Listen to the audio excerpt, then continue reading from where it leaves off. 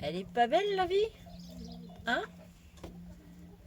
Quand on a la petite tapis avec sa maman qui font un bain de sable, bain de copeaux, bain de tout, bain de terre, chez nos froment évidemment. Hein Pépette? Tranquille? Bah ouais.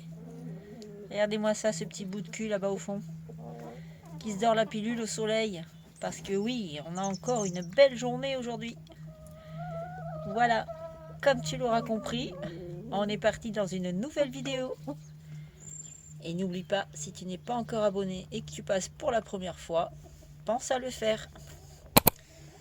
Allez, on y va!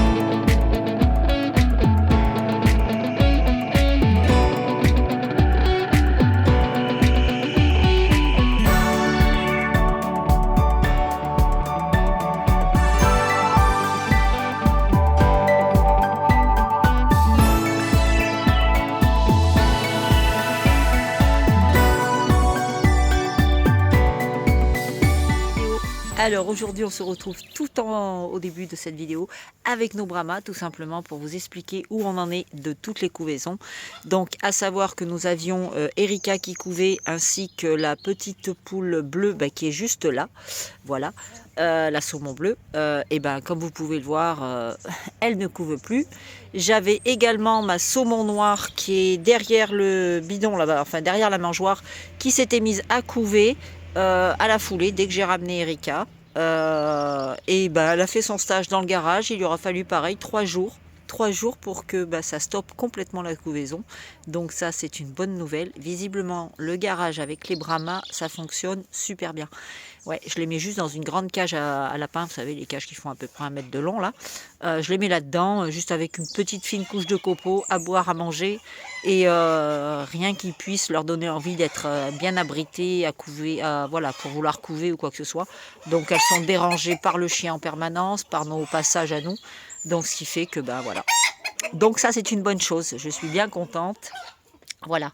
Le truc qui fait que cette année ça démarre tôt, c'est que ce matin Piaf m'a fait un scandale dans toute la maison. Je pensais que c'était parce qu'elle voulait pondre son œuf, donc elle a pondu son œuf avec ma crotte. Et résultat, dès qu'elle a pondu son œuf, elle m'a suivi, mais quand je vous dis elle me suivait, c'était du harcèlement qu'elle me faisait. Elle me courait après. Même quand j'allais aux toilettes, elle était derrière la porte, elle tapait avec son bec sur la porte et en criant, en criant, en criant. Donc je me suis dit, là, il y a mal donne, là, il y a quelque chose qui ne va pas. Donc j'ai voulu regarder, et en fait, j'avais l'impression qu'elle cherchait l'œuf qu'elle avait fait et que je lui avais enlevé. Et du coup, je l'ai mis dans une caisse à chat, son œuf, et j'ai vu que Piaf, elle essayait de rentrer de partout, sous le bureau, derrière ma table, voilà, elle cherchait un petit coin pour rentrer dedans. Et donc je me suis dit, à mon avis, voilà, ça pue la couvaison. Donc j'ai mis une caisse à chat, j'ai remis son œuf. Bien entendu, elle ne va pas garder cet œuf là parce que je sais qu'il n'est pas fécondé étant donné que elle est toujours avec ma crotte. Et du coup, je vais la lui mettre tout simplement. Je vais lui mettre des œufs qu'on a en couveuse. Hein. Je vais attendre et puis je verrai bien si elle continue sa couvaison. Je lui donnerai des œufs vu que la couveuse est pleine. Donc voilà. Allez, c'est parti. On va faire un petit tour de l'élevage. Hop. Alors, je voulais vous dire aussi, vous avez eu cette belle journée? Non, c'est pas ça que je voulais dire, hein. C'est une blague. Hein. Non, je voulais parler de d'ailleurs de nos coucous, mais pas ceux-là. Tout simplement de ceux-là. Voilà. Donc là j'ai fait ma repro, je vais voir, j'ai pas fait encore le test de fécondité, on le verra plus tard, j'en parlerai plus tard dans la vidéo parce que je dois le faire normalement demain. Donc je vous en parlerai, je vous dirai, je vous ferai pas voir forcément le mirage parce que la couveuse est pleine, hein, il y a quand même 90 œufs. Donc je vais pas passer une vidéo à vous faire mirer les œufs, c'est pas possible. De toute façon vous voyez c'est pas très lisible quand on le fait. Donc oui je disais tout simplement normalement voilà si c'est fait je vais tout simplement me séparer de mon coq qui est là. Alors comme je disais c'est celui qui est un peu haut mais il a énormément de qualité au niveau notamment de la couleur, de la crête, des yeux. de la profondeur du dessin coucou. Voilà, et il a fait une note de 95 à l'expo régionale de Clairland. Voilà, c'est celui que j'avais aussi emmené à Limoges. Donc là, j'ai fait ma repro avec lui sur quelques œufs que je vais garder pour voir ce que ça va dire. Bonjour ma chérie. Qu'est-ce que tu veux ma popette? Oui ma louloute. Qu'est-ce que tu veux ma chérie? Hein? Qu'est-ce que tu veux ma poupette? Oui, oui, les câlins, toujours les câlins. Aïe aïe aïe. Il passerait son temps à faire des câlins ici en fait. Hein? Ben oui, ma louloute. Oui, donc je disais tout simplement je vais me séparer de ce coq-là et tout simplement je vais réintroduire Loki qui est là-bas, vous savez, dans le clapier avec sa poule gris perle. Donc ce que j'aimerais faire maintenant, en fonction de mon résultat de fécondité qui est dans la couveuse, ce que je ferai, c'est que je vais remettre Loki avec les gris perles là, dans ce côté-là, et mon coq gris perle, je le mettrai avec mes poules, voilà, comme ça. Donc notre petit coq ici présent est disponible au cas où, si ça vous intéresse, n'hésitez pas à m'en parler. Voilà. Oulala. C'est rien, les aléas du direct, du retransmis. J'ai mon coq, mes deux coqs froment là qui se sont pris la tête à travers le grillage avec mon coq coucou qui est là. Et là je vais aller les sortir parce que voilà, j'ai laissé la trappe ouverte et du coup ils se sont faufilés chez les coucous. Hein, commence bien cette vidéo. Voilà, donc j'ai sorti les froments. Qui étaient, c'est des incrustes, hein, vous le savez que les froments, ça a toujours été ce qui faisait tout de travers au poulailler, enfin au poulailler, à l'élevage, hein, c'est les couvaisons, voilà, enfin tout ce qui s'ensuit. Donc, comme vous pouvez le voir, on profite d'une belle journée. Malheureusement, c'est annoncé déjà vendredi, je crois, des températures négatives. Ce soir déjà, cette nuit, je crois, on descend à -2, alors qu'on a un super soleil et que là, je suis en t-shirt, il doit faire au moins 16 degrés. Mais bon, bref, on verra bien. Je voulais vous faire voir aussi les deux petits coqs, là, je sais pas où ils en sont. Ah, ils sont là-bas. Oui, j'ai toujours ces trois petits coqs froment qui sont dispo. Alors, petit chat, voilà, on en a un ici. Attends, je vais enlever la plaque là parce qu'elle m'emmerde cette plaque. Hop, voilà, on en a un ici. Un petit loulou. Oh, voilà. On a celui-ci. Toujours dispo parce qu'on me demande souvent, mais bon, j'oublie de faire voir à chaque fois. On a le deuxième ici. Voilà. Donc oui, je vais les sortir dans leur cage tout à l'heure. Ils profitent un peu du soleil. Et on a le troisième ici. Voilà. Ouais, tiens-toi pas comme ça, imbécile heureux. Donc voilà. Nos trois cocos froment qui sont dispo. Ici. Et on va aller voir l'évolution un petit peu de nos jeunes cailloutés qui sont là. Oh, la minette. Alors la bonne nouvelle, voilà, c'est qu'elle aussi, ma foi, malheureusement, je crois bien qu'elle est pleine. Elle va aller boire là. Ça sert un bassin. Hein, ma minette. Alors ma minette. Voilà, faut pas que je m'approche plus près. Vous voyez, déjà là c'est trop près. Bon, le truc c'est que voilà, j'ai préparé un dodo dans le garage et elle dort la nuit avec le chien. Et là elle s'est couchée sous le sapin. Donc là on a ma chérie. Ma pépette. Bonjour ma chérie. Comment ça va? T'es bien ma louloute? Oui ma pépette, j'ai mis la veste sombre. Effectivement, je sais que quand j'ai la veste noire comme ça, ils n'aiment pas. Enfin c'est une survette, vous savez, sans manches. Elle en a peur. Oui ma pépette, viens ma chérie. Tu viens? T'as peur, hein? C'est fou, hein, comme ils reconnaissent les couleurs et les... Enfin bref, voilà. Donc les petits coqs, je sais pas si je vais pouvoir les approcher du coup, parce qu'eux aussi ils ont peur. Voilà. Alors les loulous? Ouais, non, ça va pas le faire. Ça va pas le faire. Alors attendez, je vais enlever ma veste. Bon, les voilà.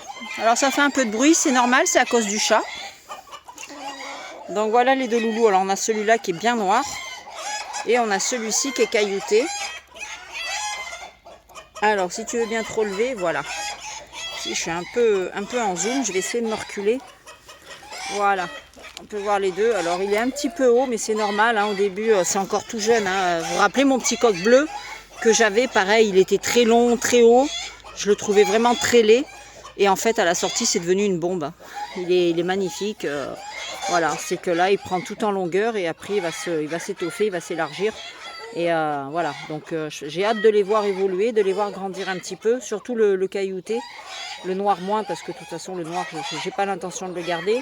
Ce caillouté là non plus, je pense pas que, voilà, j'ai pas l'intention de le garder parce que j'en ai d'autres qui arrivent en couveuse. Donc voilà, c'est pas dans l'immédiat, je vais pas les garder. Donc je les céderai certainement soit seul, soit avec des poules adultes, enfin des poules de la saison dernière. Ah bonhomme, qu'est-ce que tu dis mon petit bonhomme? Hein? Voilà.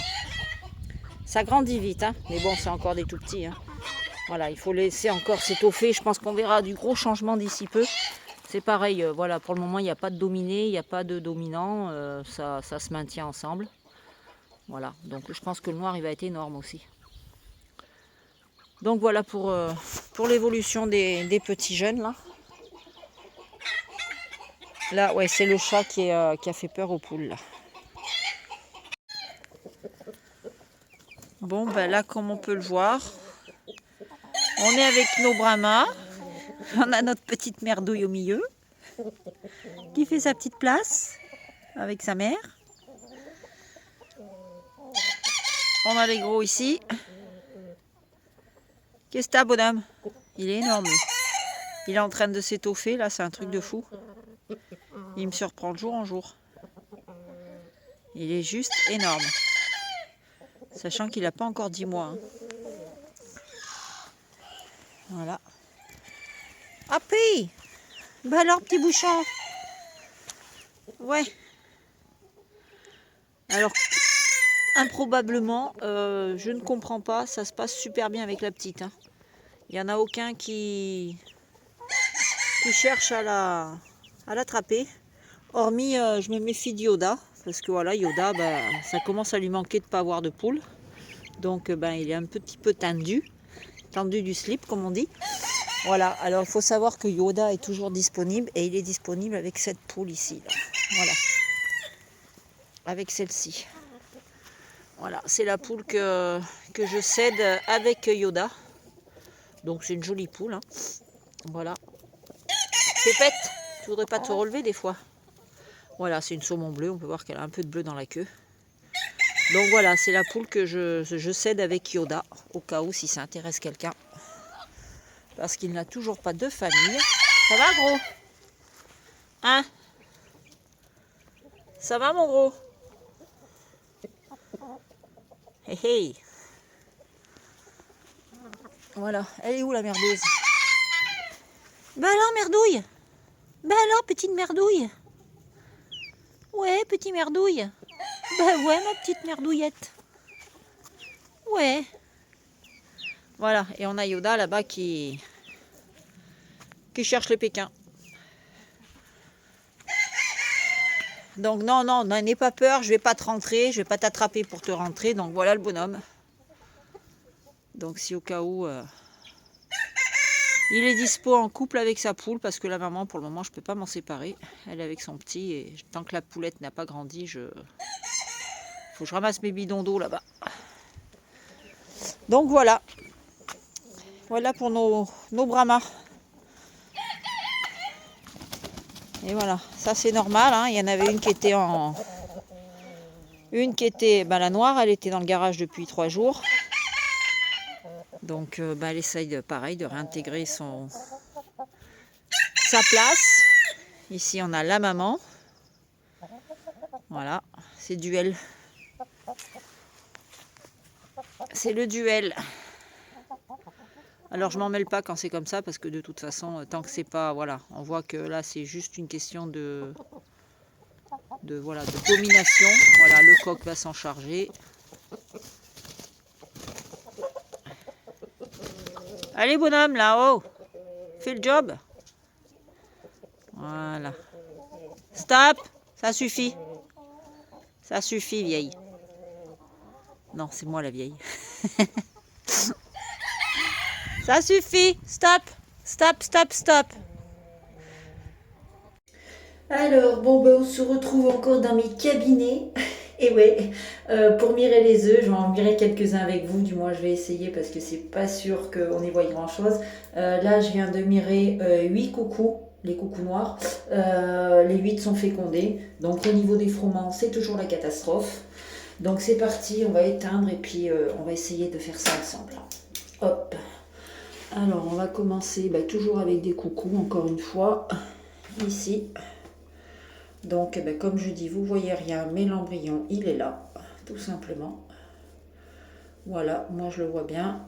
Voilà, voilà, là vous le voyez. Donc, hop, ok. Ici, idem, l'embryon, on le voit, il est là, ok. Ici, l'embryon. Et là, on le voit bien, l'embryon. Hop là, magnifique. Ok. Là, pareil. L'embryon, on le voit, il est... C'est pas évident, on le voit pas toujours. Voilà, je sais pas si vous le voyez. Enfin, on le voit, il est en haut, là. Voilà, par contre, on voit que j'ai des défauts de coquille ici. Donc ça sera des œufs que je vais éviter de laisser peut-être jusqu'à la fin. Hop. Voilà. On en prend un autre, ici. Alors, celui-là, c'est développé, mais c'est très très faible. C'est ici. Voilà, mais c'est très faible. Donc pour moi, ça, c'est pas bon. Je vais l'enlever. Voilà, on peut voir qu'il y a là, ici, là. Mais voilà, c'est trop par rapport aux autres. C'est pas bon pour moi.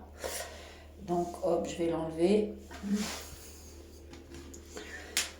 Pour le moment, c'est un sans faute. Celui-là, c'est pareil. On peut voir qu'il est développé, mais ça fait un truc bizarre de sang ici. Donc, pareil, je vais le retirer. Voilà, ici. Bon, celui-là, il est très très bien développé. Pareil, encore un problème, un peu de coquille. C'est pas terrible. Bon, j'en ai déjà fait éclore des comme ça. Mais là, en l'occurrence, celui-là, je vais l'enlever parce que la coquille, elle est carrément, on peut le voir ici, elle est fêlée. Donc ça, on va pas laisser. Ça sert à rien de faire éclore ça. Il y a trop de risques que l'œuf pète en cours de route. Voilà. Hop. On va prendre celui-ci. Voilà, on voit bien aussi que c'est développé ici. Voilà. Hop. Là. Pareil. On voit bien l'embryon. Ok. Là, pareil. On voit l'embryon. Ici, toujours dans les coucous noirs. Ici, c'est pareil. C'est développé sur le haut de l'œuf. Ici en haut. Donc l'embryon ne se développe pas de la même manière, vous voyez, sur les uns, sur les autres. Voilà, il est en haut. Là, hop, pour le moment c'est un sans faute. Ah, ben voilà, il suffisait pas de le dire, Sandrine. En voilà un qui est tout simplement clair, qui est pas fécondé. Donc, hop. Alors maintenant, on va passer à nos coucou GP. Aïe, aïe, aïe, ça c'est pas fécondé, ça. Oh mince. Ça, on peut le voir, c'est un œuf clair. Bon, je vais le laisser encore. On verra.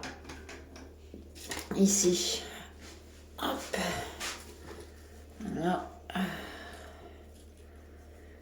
Idem. J'ai l'impression que c'est pas fécondé. Je l'ai pas toiletté, lui. Je l'ai toiletté beaucoup trop tard.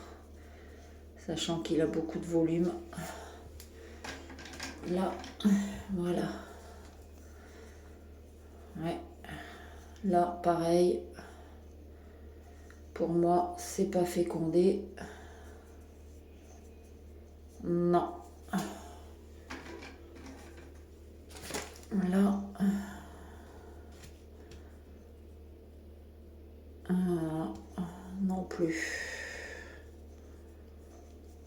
Alors pour moi, ça n'a rien donné non plus. Là, voilà, celui-là non plus. Alors je sais pas si c'est le coq qui est pas bon. Et là, c'est une grosse bulle. Hein. Donc heureusement que Loki est là. Ça va pouvoir me permettre de rattraper le tir. Hein. Bien fait de le garder, mon petit Loki. Là, encore du coucou GP. Donc, eh ben, on peut voir qu'il n'y a rien de fécondé ici. Là, voilà pareil ici. Hop. Ah, c'est les premiers œufs. Hein. C'est les premiers œufs. Donc, c'est pas... Ici, c'est pareil. Je vois rien de développé. Voilà. Ici, le dernier coucou GP. Et voilà, rien de développé non plus. Hop. Bon, et ben résultat, pour les coucous GP, bah, c'est une belle bulle. Pour Charlie, il y a des choses qui se développent. J'ai coupé parce que ça, je perdais trop de temps et je voulais pas que ça se refroidisse trop vite. Donc il y a des choses qui se développent, mais franchement, c'est pas terrible. Donc je vais faire le reste et puis ma foi, on se retrouve juste après. Alors comme vous pouvez le voir, on se retrouve dehors. Je rigole parce que je viens de me prendre une pelle en enjambant la clôture ici. Ça en a réveillé ma crotte. Je me suis étalée comme une bouse ici là. Bref, même les poules ont crié. Donc bon bah oui, comme vous avez pu le voir, le taux de fécondité de nos œufs, alors pour les tout premiers œufs, c'est pas terrible du tout, mais alors du tout. Hormis notre petit Loki là, en repro de l'année dernière, et le fils qui est là, le fils de Loki, qui sont du 100%. Donc bah, les autres, au niveau des froment, bon bah il y en avait un de hockey. Au niveau de Charlie, j'en ai 3 ou 4. Enfin Charlie, il est là-bas. Voilà. J'en avais 3 ou 4 de fécondés, mais bon, voilà, je vais les sortir de la couveuse parce que ça m'embête de lancer un petit bout là. Et puis pareil, c'était pas terrible. Donc on voit que les vaisseaux sont pas aussi développés que les autres. Au niveau de notre Titan, un œuf. Un œuf de fécondé. Alors lui, avec Titan, j'ai eu le problème l'année dernière. On va dire, pour cocher les poules, il est un petit peu...